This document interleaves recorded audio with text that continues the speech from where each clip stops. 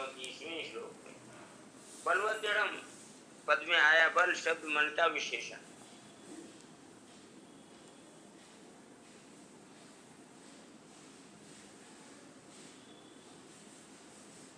वह बल भी आसुरी संपत्ति का ही है, क्योंकि उसमें कामना और आपत्ति है। आचार्य जी, यहाँ जो बल का विवरण दिया है इतने श्लोकों में, जो बल है वो काम, राग और द्वेष से संबंधित है क्या वो बल?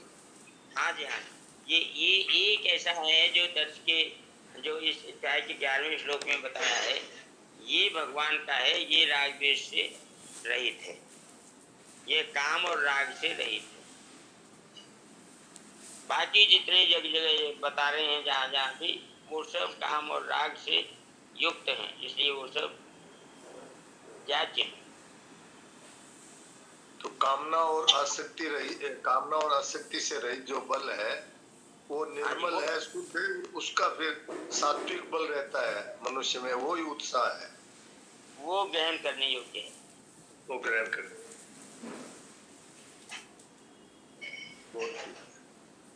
परंतु यहाँ 7-11 में जो बल आया है वह कामना और आसक्ति से रहित है, इसलिए यह सात्विक उत्साह का वाचक है और ग्राह्य है। 17वें अध्याय के 8वें श्लोक में आयु सत्व बलारोग्य पद में आया बल भी इसी सात्विक बल का वाचक है। चरिए प्रणाम जी राम। जो एक दुबले पतले व्यक्ति में भी जो उत्साह रहता है वो एक बल ही हुआ, इसका मतलब ये हुआ? नहीं, उत्साह किस बात को लेकर है ये देखना पड़ेगा, उसका उद्देश्य क्या है, कारण क्या है।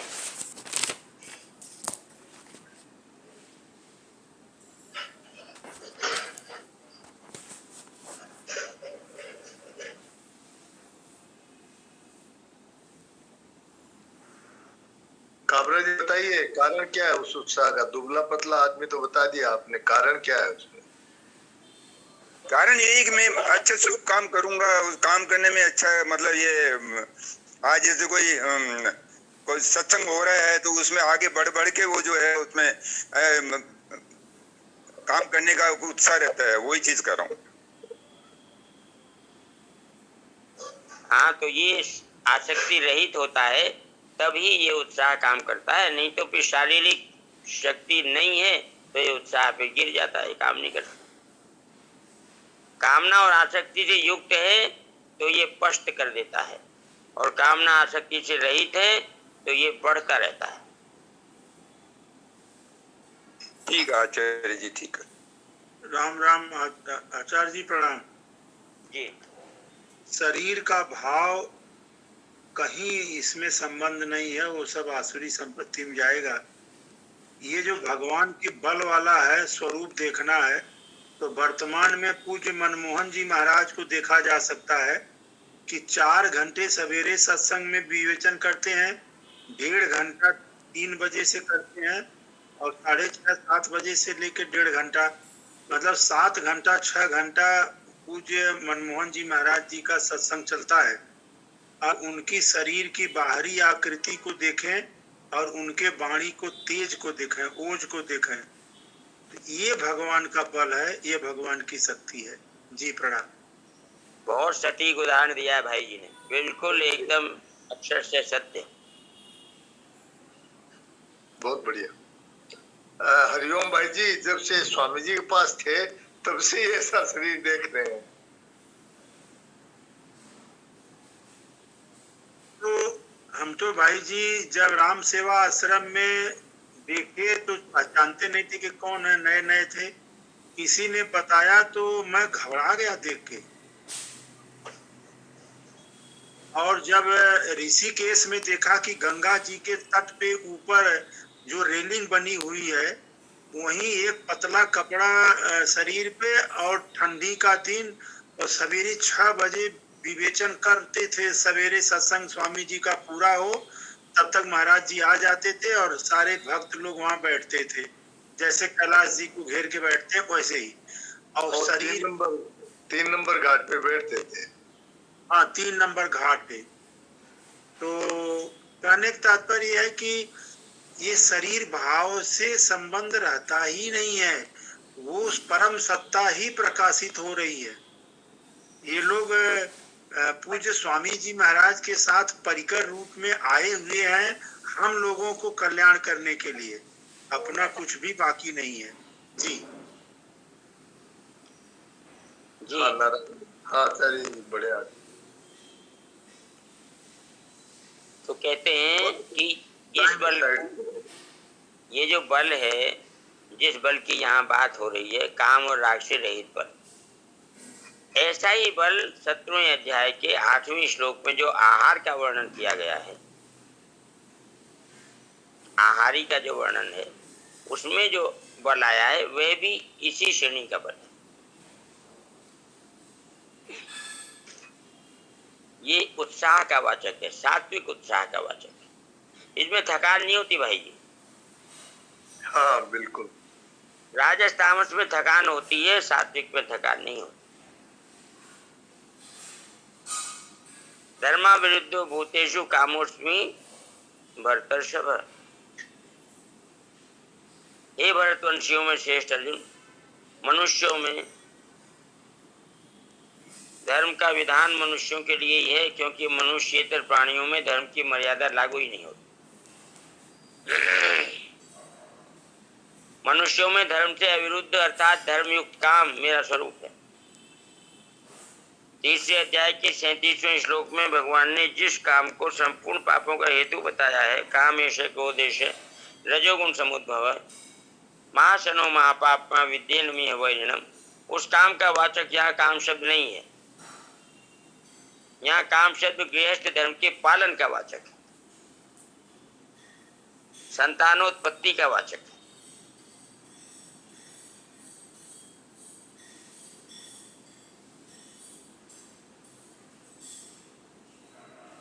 कारण कि शास्त्र और लोक मर्यादा के अनुसार शुभ भाव से केवल संतान उत्पत्ति के लिए जो काम होता है वह काम मनुष्य के अधीन होता है, परंतु आसक्ति कामना सुख भोग आदि के लिए जो काम होता है उस काम में मनुष्य पराधीन हो जाता है और उसके वश में होकर वह न करने लायक शास्त्र विरुद्ध काम में प्रवृत्त हो जाता है। 516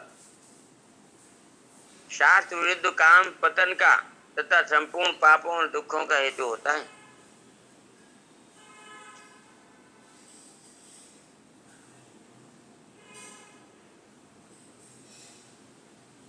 कृत्रिम उपायों से संतति निरोध कराकर केवल भोग बुद्धि से काम में प्रवृत्त होना महान नरकों का दरवाजा है। जो संतान की उत्पत्ति कर सके वह पुरुष कहलाता है और जो गर्भ धारण कर सके वह स्त्री कहलाती है।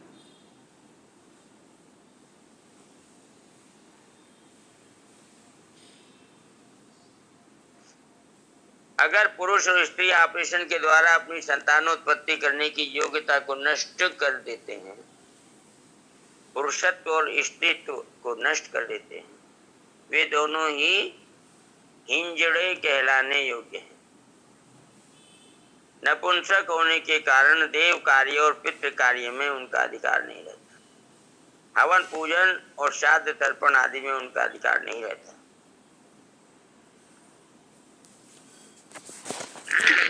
टिप्पणी है नीचे। हाँ, ये टिप्पणी समझ में आएंगी नहीं। आप बताइए, हम लोग व्याकरण संस्कृत जानते नहीं है।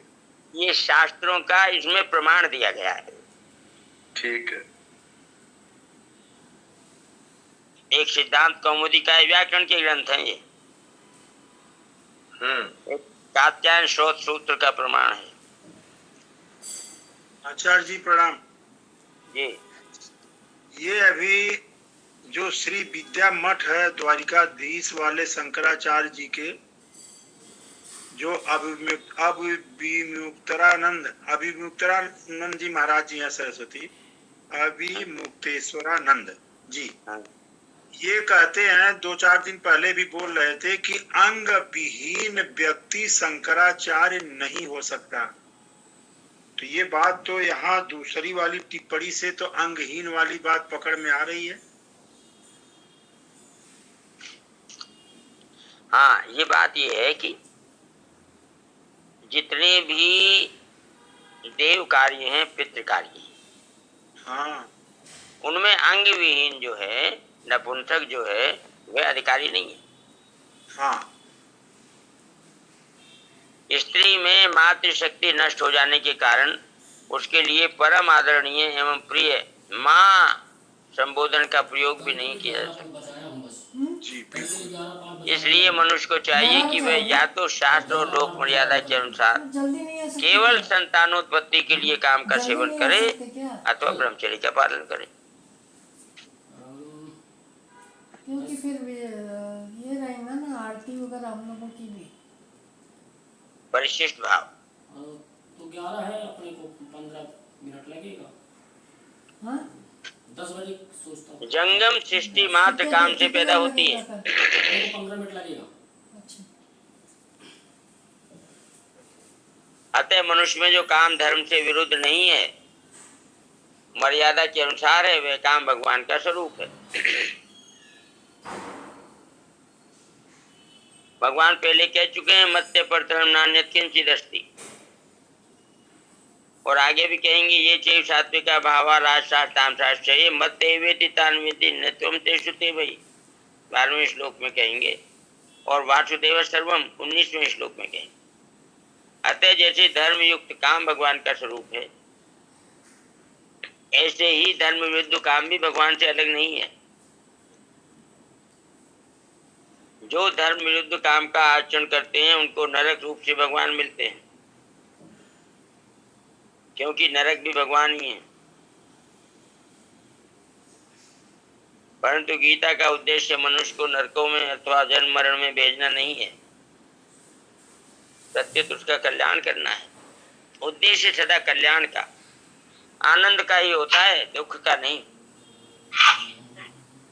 दुख कोई भी नहीं चाहता। अर्जुन ने भी कल्याण की बात पूछी है। ऐसा निश्चित में तदेकम वद निश्चित येन श्रेयोमाप्नुयाम, तीसरे अध्याय के दूसरे श्लोक में। और यच्छ्रेयते और एकम तन्मे ब्रूहि सुनिश्चितम, 5वें अध्याय के पहले श्लोक। 3 बार अर्जुन ने भगवान से कल्याण की बात पूछी।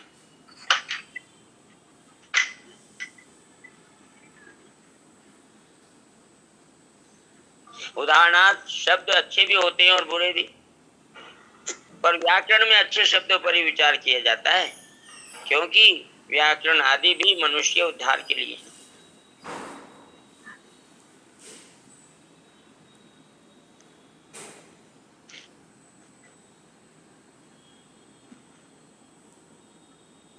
ये चैव सात्विका भावा राजसास् तामसाश्च ये मत्त एवेति तान् विद्धि न त्वहं तेषु ते मयि।